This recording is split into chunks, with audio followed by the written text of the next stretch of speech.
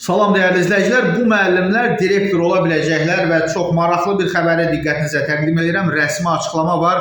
Məktəbəqədər və Ümumi Təhsil üzrə Dövlət Agentliyinin direktoru Eşqi Bağırovun açıqlamasıdır. Burada üstəgəl işarəsinə elə indi görünürsə toxunaraq kanala abunə olun və videomuzu bəyənin.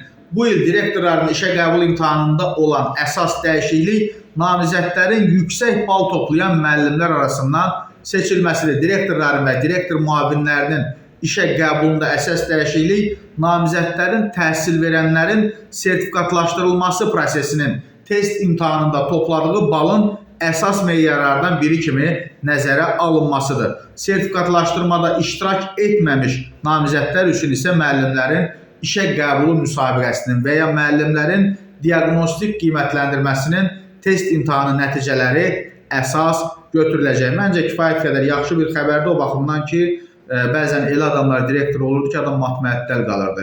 Yəni, savadlı müəllimlərin siyasından, arasından direktor seçimləri çox əla bir qərardır.